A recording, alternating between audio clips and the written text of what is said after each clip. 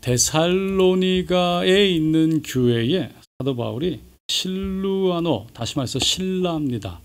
실라와 디모데가 함께 그리스도 안에서 은혜와 평강이 너에게 있기를 원한다라고 말하고 있는 거예요. 이 데살로니가라는 도시에는 알렉산더 대왕의 군대 장관이었던 이 카센더라는 사람에 의해서 세워졌던 도시였습니다. 그리고 이 마케도니아의 아주 중심적인 도시였죠. 그것은 각종 우상 숭배 그리고 많은 이방인들이 유대교에 빠져서 살아가는 어떤 굉장히 번잡한 도시였습니다. 그곳에서 사도 바울이 유대인의 회당에 들어가서 복음을 전했는데 몇몇 유대인들이 복음을 듣고 주님 앞에 나오게 되고요. 회심을 하고 또 이방인들도 예수님을 만나게 되는 거였습니다. 그 중엔 특별히 아주 이름이 알려진 그런 유명한 사람들이 있었는데, 여인들이 있었는데, 이 때문에 유대인들이 불만을 품기 시작한 거예요. 아니, 어떻게 예수가 하나님이냐라는 거죠. 유대인들은 그것 때문에 결국 바울과 실라가 회당에 들어가지 못하게 했는데, 바울과 실라는 그것 때문에 야손이라는 사람의 집에 들어가서 복음을 전하고 또 복음을 듣고 회심한 사람들에게 가르치기 시작했습니다. 몇 주 동안 가르쳤는데 그것을 보다가 참지 못한 유대인들이 깡패들을 동원해서 결국은 야손의 집에 들어가고 또 야손을 끌어내고 바울과 실라를 찾지 못하자 결국에는 이 예수라는 사람, 또 다른 황제를 칭송하는 섬기는 이 사람들이라고 말하면서 야손을 그 또 다른 황제를 섬기는 바울과 실라를 숨겨줬다. 은닉죄로 결국은 고발하게 되는 겁니다. 이러한 사건으로 인해 사도 바울은 결국은 베레아라는 곳에 가서 복음을 전하게 되는데 그곳까지 사람들이 쫓아오는 바람에 그곳에서 결국은 아덴이라는 그리스 아덴으로 가게 되죠. 그곳에서 디모데를 만나고 그리고 데살로니가 교회가 어떻게 지내는지 너무나 궁금해서 다시 이 디모데를 데살로니가 교회로 보내게 됩니다. 바울은 그곳에서 다시 고린도로 가게 되는데 고린도에서 디모데를 만나게 되고 데살로니가 교회가 너무나도 감사하게 온전히 견고한 믿음 안에 신앙생활을 하고 있다라는 이야기를 들으면서 편지를 보내게 된 것이 바로 데살로니가 전서입니다. 오늘 본문에서는 사도 바울이 동역자인 실루아노, 디모데가 함께 이 데살로니가 교회에 문안한다라고 말을 하면서 은혜와 평강이 있기를 간절히 바란다라고 말합니다.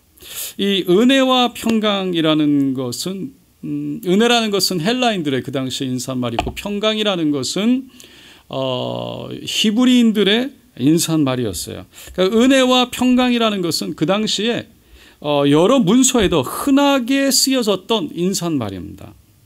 그런데 사도 바울은 여기에서 그 당시 사람들에게 평범하게 주고받았던 그런 의미가 아니라 하나님 아버지 주 예수 그리스도로부터 흘러 넘쳐나오는 은혜와 평강이 너에게 임하기를 원한다 라고 말하고 있습니다. 그래서 은혜라는 것은 결국은 우리가 아는 것처럼 하나님의 값없이 주신 선물이죠. 우리는 죄로 인해서 죽을 수밖에 없는 우리들인데 독생자 예수를 우리의 모든 죄를 다 씌우셔서 그분이 대신 십자가에 죽으심으로 이제는 우리가 죽지 않고 그분이 우리의 죄값을 다 치르심으로 우리가 구원을 받았다는 것입니다.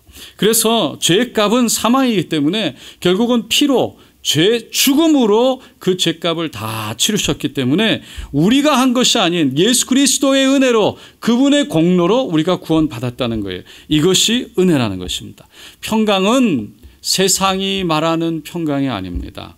하나님이 주시는 평강이에요. 하나님의 주시는 평강은 그 모든 상황, 상태 다 이런 것을 떠나서 하나님께서 허락하시는 아주 만족한 상태, 더 이상 바랄 것이 없는 그러한 평안의 상태인 것입니다. 그 평안은 하나님이 주신 거예요. 상황과 환경을 뛰어넘는 거예요. 그러면 이런 은혜와 평강은 하나님 안에 있을 때 누릴 수 있다라고 말하고 있는데, 하나님 안에 있는다는 것이 무엇인지 생각해 보게 됩니다. 여러분, 하나님 안에 있는다는 것은 하나님을 온전히 의지하는 것을 말하는 거예요. 하나님을 의지한 상태를 말하는 겁니다. 이스라엘 한 광야에 그 광야 가운데 가면 사해 바다가 있죠. 사해 바다는 우리가 아는 것처럼 이 염분이 너무나 높기 때문에 이 생물이 살지 못해서 죽은 바다, 그래서 사해 바다라는 거죠. 그곳에 가면 수영을 하지 말라는 것이 규칙으로 되어 있습니다. 물에는 들어갈 수 있는데 수영을 하지 마라. 그 말은 부력이 너무 높아서 바닷물에 들어가서 그냥 몸을 맡기면 몸이 뜨는데, 괜히 힘을 주고 수영을 하려고 하다 보면 오히려 몸에 힘이 들어가서 가라앉게 된다는 거예요. 그러면서 허우적거리다가 물이 튀기면 물이 바닷물과 달라서 눈에 들어가면 그렇게 짤 수가 없다는 겁니다. 눈이 따가워서 뜨지를 못한다는 거예요. 더군다나 내가 수영을 하려고 첨벙첨벙 되다가 주위에 있는 사람들에게 물이 튀겨서 눈에 들어가면 그것도 그렇게 위험하다는 거예요.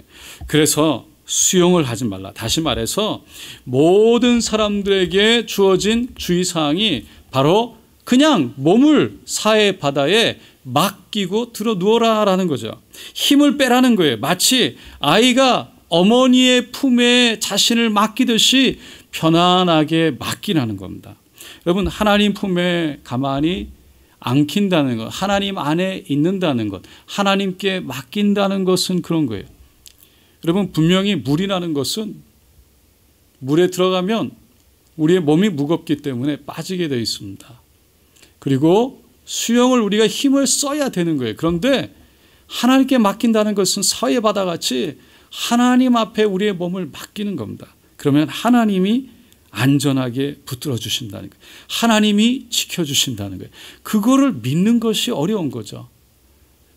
그것을 믿는 것이 믿음이고, 그것을 주님 앞에 맡기는 것이, 그것이 바로 평안이고 주님 안에 있는 거예요. 두 번째로 주님을 의지한다는 것은 주님을 바라보는 것입니다. 주님을 바라본다. 참 이게 어떻게 이해를 해야 될까 생각해 봅니다.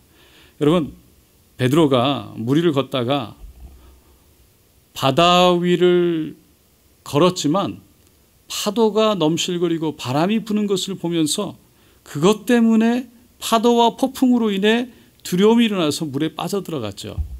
베드로가 물 위를 걸을 수 있었던 것은 예수님이 오라라는 말씀 때문이었습니다.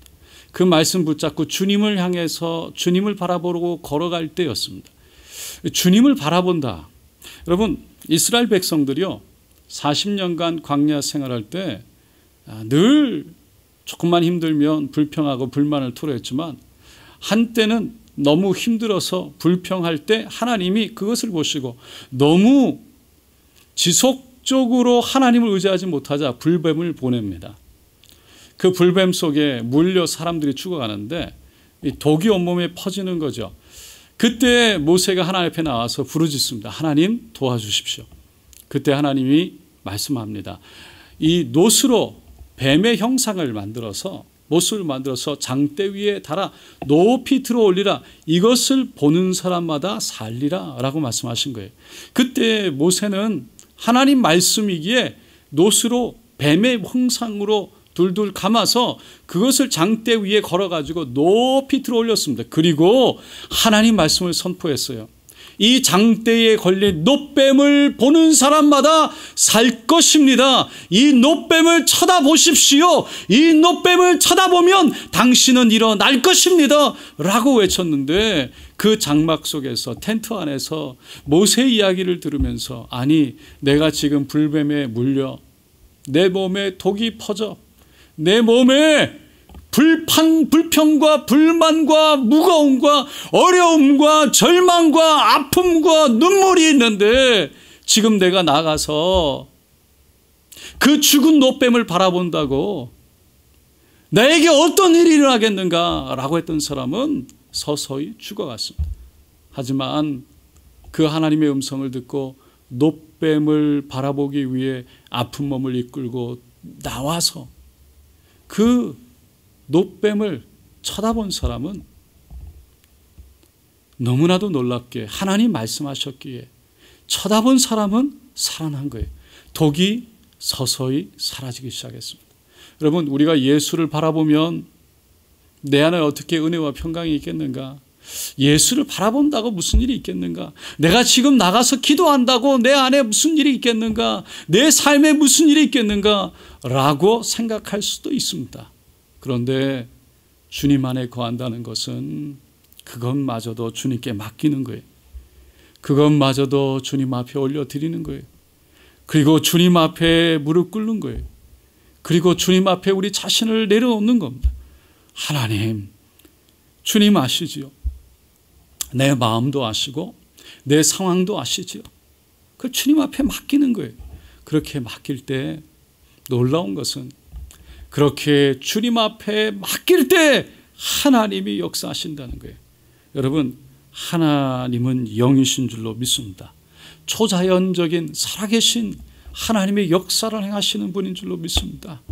오늘 이 시간 우리가 간절히 바라는 것은 오늘 다시 한번 주님 앞에 나와서 주님, 나를 긍휼히 여겨달라고, 나의 상황과 나의 아픔과 나의 모든 무거운 것들을 주님 앞에 내려오니 주여 도와달라고 우리의 마음을 믿음으로 주님 앞에 올려드리기를 원하는 겁니다.